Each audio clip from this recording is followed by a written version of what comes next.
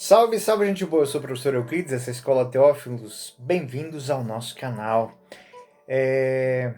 Aqui você vai sempre encontrar um estudo de qualidade para você fazer a sua reflexão de uma maneira profunda sobre os textos. Hoje nós iniciamos, como disse, uma nova página do nosso estudo teológico aqui do canal. Quero lembrar para você que está chegando agora, não se deixe de se inscrever, de dar o seu joinha, o seu like, o seu dislike, não é para que a gente possa crescer também. Bom, lembro que tudo aquilo que eu vou falar, tudo que eu vou tratar aqui, você pode encontrar aqui nos links abaixo, né? Na descrição do vídeo você vai encontrar para poder fazer o seu estudo posterior.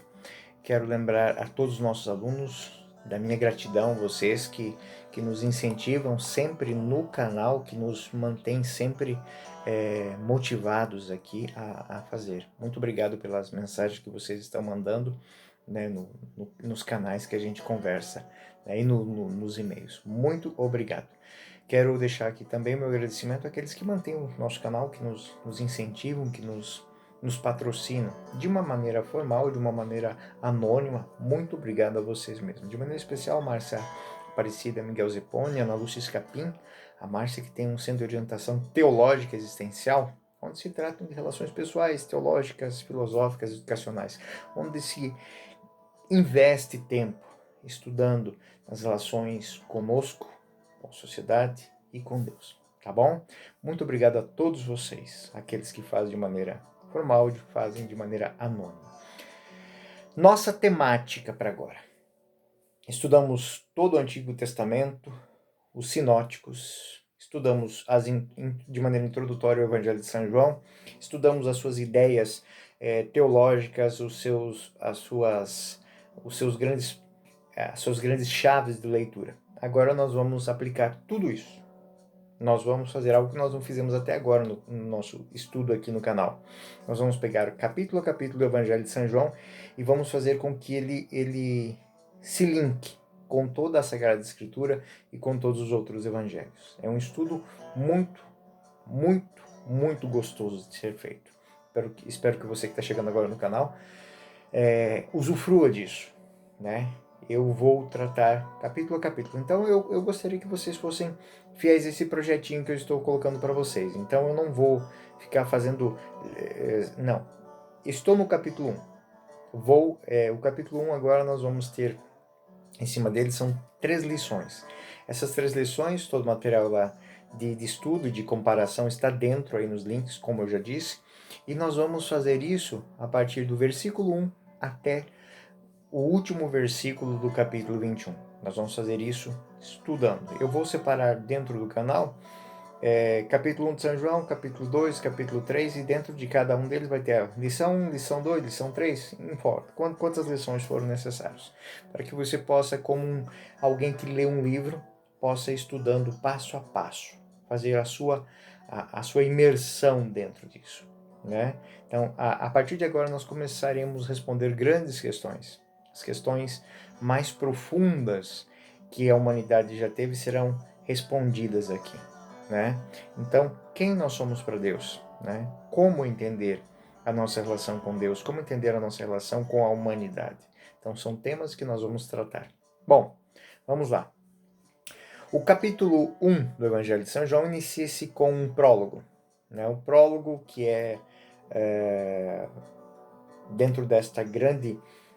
Porque o prólogo de São João, os primeiros 18 capítulos, eles são escritos dentro de uma poesia, é uma bela poesia.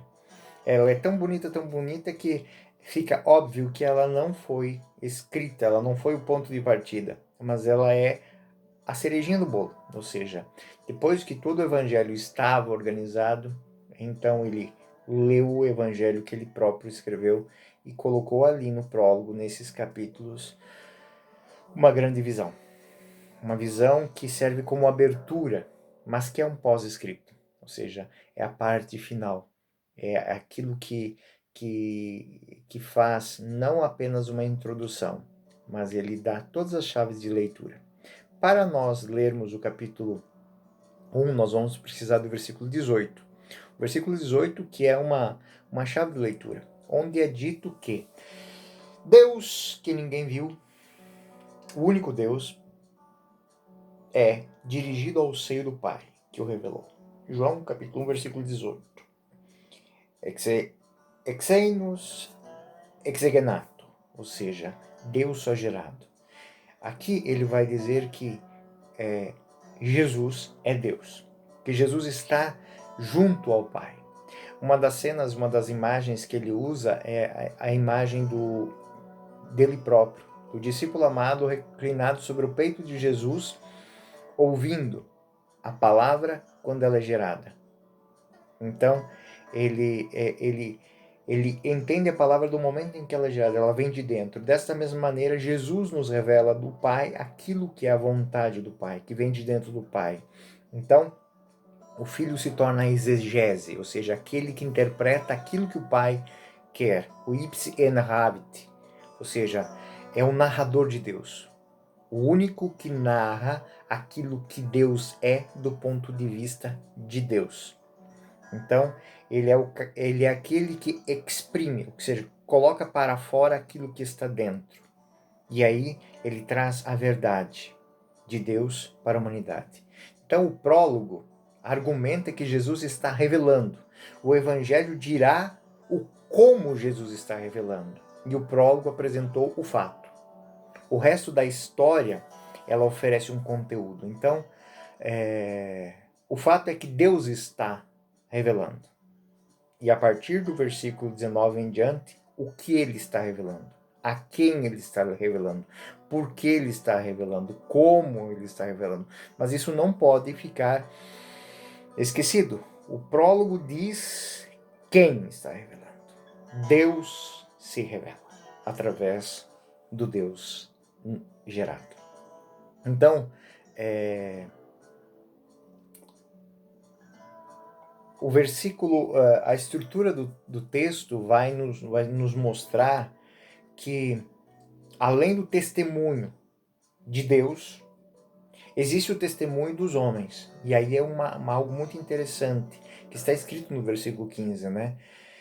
João Batista é testemunha, né? Ele não era luz, mas veio testemunhar. A palavra que é usada é martíria, que é testemunho.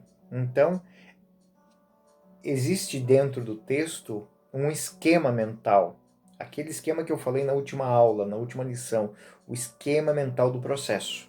Ou seja, existe uma crise, existe um julgamento, existe um advogado, o paráclitos em grego, existe a testemunha, que são os homartiroi, são os mártires, mas não mártir no ponto de vista daquele que vai morrer, mas aquele que vai testemunhar.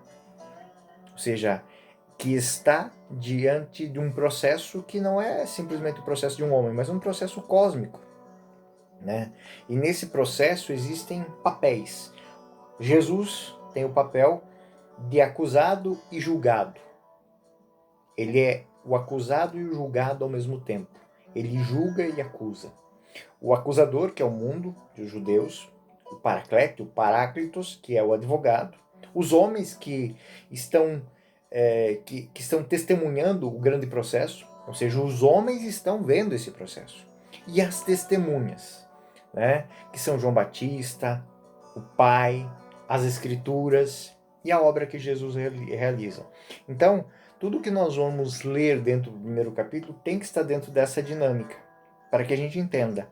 Então, a primeira parte do capítulo 2 é uma transição lenta entre o Batista, São João Batista, e Jesus. E encontramos elementos aqui estruturantes para nos encontrar no texto, né? Em João, capítulo 1, versículo 29, nós vemos a expressão no dia seguinte. João, continuando capítulo 1, versículo 35, no dia seguinte. 43, no dia seguinte. E aí, no capítulo 2, versículo 1, no terceiro dia. Então, nós percebemos que existe um episódio que vai sendo marcado. Existe uma marcação. Eu vou fazer aqui um adendo para que a gente entenda mais profundamente esse conceito. Existe uma fábula de Policino que conta que com pedras brancas ele marcou um caminho na floresta, tipo João e Maria, né? Seguindo uma trilha para que ele pudesse voltar. E voltando por essas pedras que ele deixou, ele conseguiu sair da floresta, né? E isso nos faz compreender que, e isso eu gostaria que vocês entendessem muito, antigamente nós não tínhamos, os autores não tinham as grandes ferramentas de edição que nós temos hoje para pegar. Nós pegamos um livro, nós temos capa contra capa, nós temos a bibliografia, nós temos um punhado de ferramentas, daí nós temos a introdução, nós temos a apresentação, nós temos a dedicatória, nós temos muitas vezes introduções do texto, e aí você tem capítulo 1, capítulo 1, capítulo 1, 1A. Nós temos as subdivisões. Isso não existia. Então, quando um autor escrevia, ele escrevia aquilo até pelo a pobreza das ferramentas para escrever. Ele começava a escrever. O que era importante ele ia colocar no texto. Ele não ficava dando espaço no texto. Ele não ficava enumerando. E aí o texto se torna uma selva, porque existem vários rolos do mesmo texto. Então, o que é o que, quando, como e onde? Então, como é que o autor faz isso? E como é que São João faz isso de uma maneira linda? Vamos guardar aquela imagem da selva, né? Ele tinha que deixar essas marcações, essas pedras brancas, né? Então, como não há títulos, não há indicações, né, muito menos espaçamento nos originais, não há nada para que ele possa se situar. Então, como é que ele faz, né? Aí nos anexos eu até coloquei uma imagem para vocês verem o que era um texto antigo, né? Então, para permitir a leitura, o leitor deve estar atento a sinais que o autor coloca. Eles nem sempre são tão óbvios, né? Mas esses que eu falei agora são primeiro dia, segundo dia, terceiro dia, né? Então, são marcações. No outro dia. O leitor deve ter esse cuidado, né? Então, dessa forma, vamos ver que a partir do versículo 19, o resto do capítulo 1 está dividido em 4 quadros. Então, primeiro quadro, tem o prólogo, depois o primeiro quadro, versículo 19 a 28, é o dia inicial, é o primeiro dia, né? Não tem nada marcando ele. Segunda parte, é do versículo 29 ao 34, no dia seguinte, é o segundo dia. No versículo 35 ao 42, terceiro dia. Versículo 43 a 51, o quarto dia. E o capítulo 2 começa com e o terceiro dia de o casamento aconteceu. Então,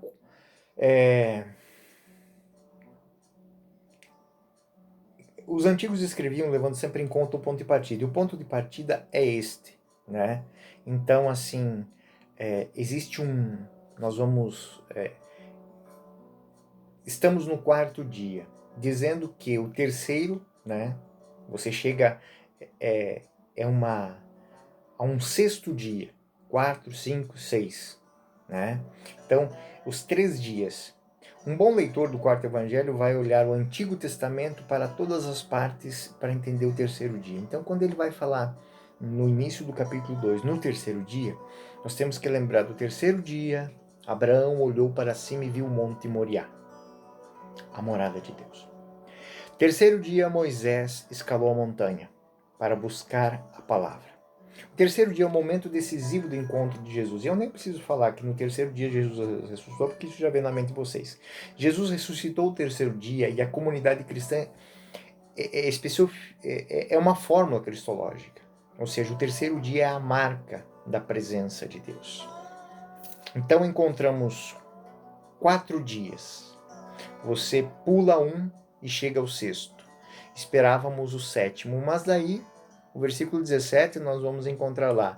A Páscoa dos judeus estava se aproximando e Jesus foi a Jerusalém. Então, o sétimo dia é a Páscoa. É a Páscoa. Essa grande referência, ela existe, embora não seja explícita, que o sétimo dia, que no Gênesis é o dia final para no Evangelho, é o dia da Páscoa. Então, o quinto dia ele foi ignorado, né? Não é um jogo matemático de São João, é um jogo simbólico. Ou seja, o quinto dia não deve ter muito peso. Ele não fez nada. É o tempo que corre corriqueiramente, né? Mas ele não revela nada justamente porque o leitor já está inserido.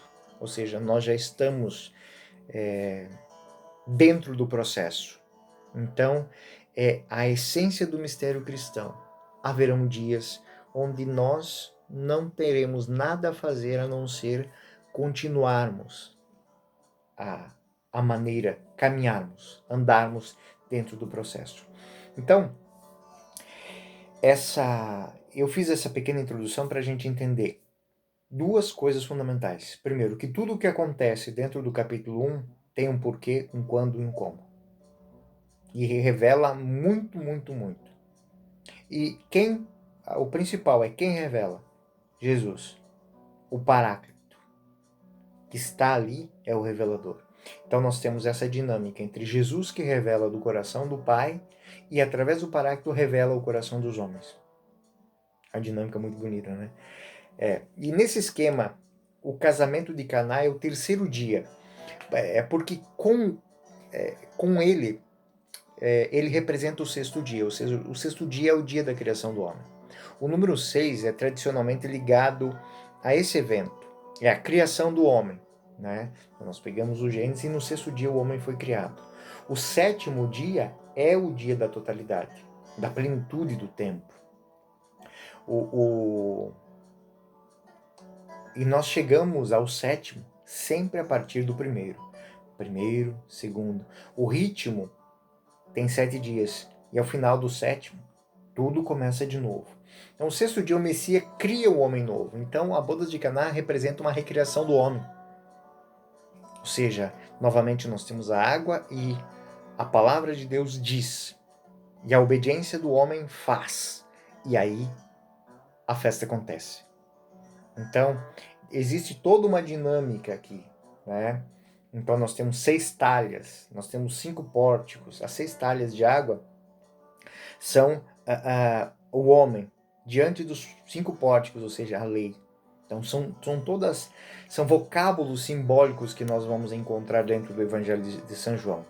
Então, existe uma transição de João para Jesus. João o Batista para Jesus, que é feita lentamente através de 4 dias que vão dentro desse sentido crescente. Nós vamos hoje fixar o nosso olhar ao primeiro dia. Né? Talvez alguma introduçãozinha do segundo, mas vamos focar o nosso olhar sobre o primeiro dia. O primeiro dia dentro do Evangelho de São João. Então vamos lá. Primeiro quadro. Este foi, versículo 19, João capítulo 1, este foi o testemunho de João. Quando os judeus lhe enviaram de Jerusalém sacerdotes e levitas para perguntar: quem és tu? Ele fez esta declaração que confirmou sem hesitar: eu não sou o Cristo. Ele já sabia que eles iam buscar, mas eu não sou o Cristo. Pois então quem és? Perguntou-lhes: tu és Elias? Ele disse: não sou. És um profeta? Não. Perguntaram-lhe de novo: diz-nos afinal quem és, para que possamos dar resposta aos que nos enviaram. Que dizes de ti mesmo? Que ele respondeu: eu sou a voz que clama no deserto. Endireitai o caminho do Senhor, como disse o profeta Isaías. Isso está em Isaías 40, versículo 3. Alguns dos emissários dos fariseus continuaram perguntando: como, pois, batizas, tu que não és o Cristo, nem Elias e nem os profetas? João respondeu: eu batizo com água, mas no meio de vós está quem vós não conheceis. Esse é quem vem depois de mim. E eu não sou digno de desatar a correia do calçado. Esse diálogo se passou em Betânia, além do Jordão, onde João batizava. A história é simples se olharmos do ponto de vista sinótico, né? São João, então, o olhar. São João está no Além Jordão, até onde Moisés veio. Ele está exatamente onde Moisés parou, antes de cruzar o Jordão. Então, É o primeiro alimento simbólico. Ele está numa região antes que dá a entrada à Terra Prometida. E ali ele se coloca como um profeta que chora no deserto. A palavra clama, ela tem essa conotação também em hebraico, chora no deserto. Ou seja, é como alguém que está em busca de algo que está diante dela, mas que ela não tem poder para tocar. Então ele chora no deserto. Ele diz que para batizar em água, mas virá um maior que ele. Existe um detalhe que vocês têm que saber. O versículo 26. Há entre vocês quem vocês não conhecem. E aí, o primeiro conceito do primeiro quadro, saber. O conceito de saber. O princípio da revelação, a presença. Lembra que eu falei que no prólogo, no versículo 18, falava que o não gerado revela aquilo que está batendo no coração do Pai? Ele dá a conhecer, ele revela, ele exprime aquilo que está sendo dito, mas não conhecem aquele que está exprimindo isso. Então essas coisas que aconteceram no Além Jordão, ou seja, no Antigo, no Antigo isso não é conhecido. Então, o primeiro quadro tem para nós esta grande realidade. Essas coisas que aconteceram em Betânia, no Além Jordão, elas fazem todo um trabalho para dizer quem é este profeta, o que ele veio fazer, o que ele busca, o que ele quer conhecer e diante do que a humanidade está, do não conhecido, mas desejado. E aí nós estamos prontos para fazer um passo, ou seja, o segundo quadro. E aí nós vamos ter o segundo quadro a partir do versículo 29, nós temos essa realidade, versículo 29 ao 34. No dia seguinte, João viu Jesus que vinha a ele e disse: Eis o Cordeiro de Deus que tira o pecado do mundo. E este é quem eu disse: depois de mim virá um homem que me é superior, porque existe antes de mim. Eu não o conhecia, mas se vim batizar em água é para que ele se torne conhecido de Israel.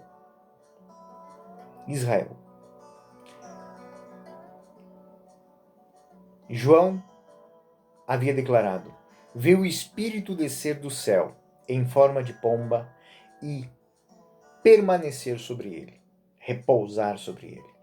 Eu não o conhecia, mas aquele que me mandou batizar com água disse-me: sobre quem vires descer e permanecer o Espírito, este é quem batiza no Espírito Santo. Eu ouvi e dou testemunho de que ele é o Filho de Deus. Então nós temos aqui tudo aquilo que o prólogo disse. Dar testemunho, a questão do processo, ele é testemunha daquilo que o Pai diz, daquilo que as Escrituras dizem. Ele é testemunho de que ele viu aquele sobre o qual repousa. Né? O Batista então faz uma apresentação neste segundo quadro de Jesus. Ele é o Cordeiro de Deus que tira o pecado do mundo. E a referência de Cordeiro, ela é muito próxima para evocar o rito da Páscoa, né? Que tira o pecado do mundo. Não propriamente tira, mas leva. Airon, ou Airon, que é o cordeiro, né? Que é muito concebível isso, porque o deserto era para onde eles levavam esse Airon, que era o carneiro do sacrifício, do rito de purificação hebraico, do Kippur.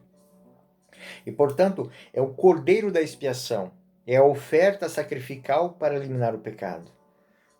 Isso é muito interessante. Ele está no deserto e esse Cordeiro de Deus que tirou o pecado do mundo, que levou o pecado do mundo, ele vai mergulhar nas águas. Ou seja, não é mais o Cordeiro que tira, mas é as águas que tiram. Então, A experiência do cordeiro é um tipo especial que ocorre 2 vezes no Antigo Testamento. Primeiro em Jeremias, né, nas Confissões. Eu era um cordeiro cevado, levado ao abate. Isaías, no segundo Isaías, na canção do servo sofredor, nós vamos ler: cordeiro levado ao abate, no qual todos os pecados do povo foram colocados. Então, um cordeiro cevado. Assim, o profeta ou o servo foram simbolizados pela figura do cordeiro, que carrega a culpa. Aqui é outro detalhe interessante. Eu digo que o estudo de São João é muito interessante, porque a cada pouco nós tropeçamos num detalhe importante para a gente entender. Em aramaico, apenas uma palavra, ou seja, a palavra taliá, que indica tanto cordeiro quanto servo. Então, levando em conta que João Batista estava falando em aramaico, ele diz, eis o cordeiro, mas ele usa a mesma palavra saliá, que é o servo de Deus. Eis o servo de Deus. Tem 2 sentidos, é um elemento bivalente. Ele é o único que tira. O servo de Deus é Isaías. O Cordeiro de Deus, Jeremias, é o único que leva o pecado do mundo. Era para o deserto que no Kippur eles colocavam o carneiro, colocavam a mão sobre o carneiro e ia para o deserto. Ele tirava os pecados. Só que agora, o Cordeiro de Deus é uma expressão original. Quando você oferece a Páscoa ou Kippur, um cordeiro não é feito, não tem o efeito que terá agora. É o servo de Deus que tira do mundo, não do homem. Então o entendimento original proposto por João é este. É o cordeiro que se oferece como servo para que o sacrifício seja satisfeito e o pecado seja tirado. É uma adaptação da primeira forma da canção do servo sofredor. Aqui está meu servo, em quem me apoio. Em grego, o termo pais, em latim, puer, é usado como e significa criança, mas também servo.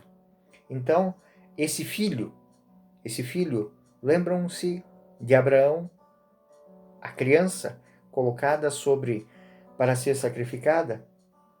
Então aqui tem todo esse significado. Então, lendo João, devemos estar sempre atentos a essas possibilidades da linguagem.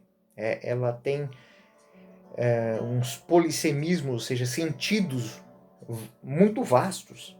Então, com a mesma palavra, cordeiro, ele vai falar do servo, ele vai falar do sacrifício de Abraão, ele vai falar da esperança dos profetas de Israel, ele vai falar da personificação do cordeiro do Kippur, tudo numa palavra só. Então, esse texto que foi escrito em grego, mas foi pensado em hebraico-aramaico. Assim, existe uma multiplicidade de sentidos, né? Na língua portuguesa, alguns tradutores podem colocar um texto ou outro, mas isso não interfere e nem apaga o significado das palavras. Então, a indicação do Cordeiro de Deus, que tira o pecado do mundo, significa sem equívocos, né? Que é o verbo de Deus que tira o pecado do mundo. Ou seja, aquela palavra ouvida do coração do Pai, trazida ao homem, que exprime a vontade do Pai. E a vontade do Pai é essa: tolit, aimo, tole, tomar, agarrar, tirar o pecado do mundo. Então, a ideia de não há uma ideia de tirar ou remover, mas de agarrar. Ou seja, ele está, mas não oferece perigo a ninguém. Então, o Batista, ele continua a apresentação. Ele é o que eu falei. Eu não conhecia no meio de vocês e vocês não o conhecem. Mas nem eu conhecia e vim a torná-lo conhecido. Então, em toda esta cena, existe um verbo que é dominante, o verbo saber. Jesus é o revelador. Lembra da aula passada? É o saber. É o verbo que revela, que torna conhecido. Então, conhecido por quê? Porque o saber que ele tem para dar não é um saber equívoco, mas inequívoco. Eu coloquei aí no textinho um desenho sobre isso. Então, 2 mais 2 igual a 4. Os 2 mais 2 é a forma humana de chegar a uma resposta. São as perguntas que a gente faz. 2 mais 2. Mas essa pergunta pode ser feita de infinitas maneiras.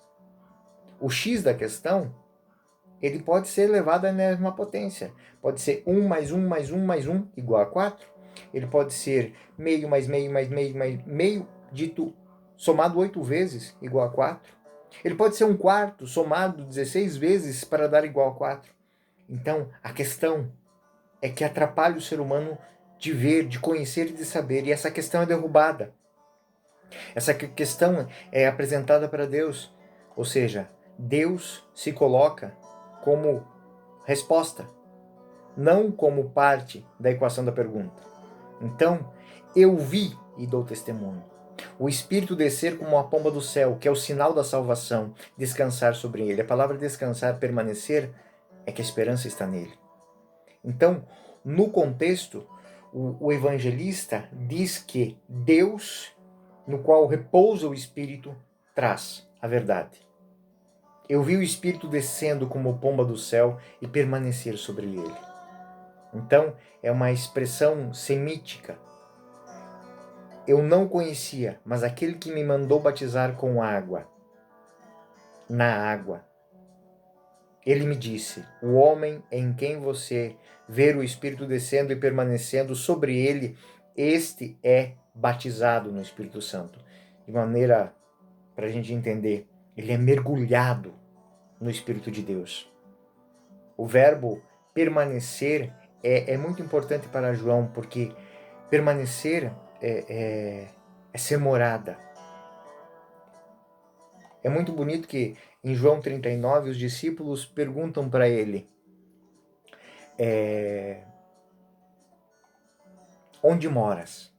Mas a palavra correta não é onde moras, mas onde permaneces. E aí a resposta de Jesus: vinde vede. Foram onde ele permanecia e ficaram com ele o dia todo. Versículo 39. Então, existe um pensamento em João que está a martelar. Aquele que é revelado pelo Pai, testemunhado pelo Pai, ele se apresenta a nós. E em nós, ele transforma a nossa vida, porque ele permanece. No próximo estudo, nós vamos tratar o capítulo 3 e o capítulo 4. E vamos continuar esses quadros. Eu sou o professor Euclides, essa é a Escola Teófilos. Bem-vindos ao nosso canal, você que chegou pela primeira vez. Fiquem com Deus, até a próxima. Que o Senhor esteja conosco e permaneça no meio de nós.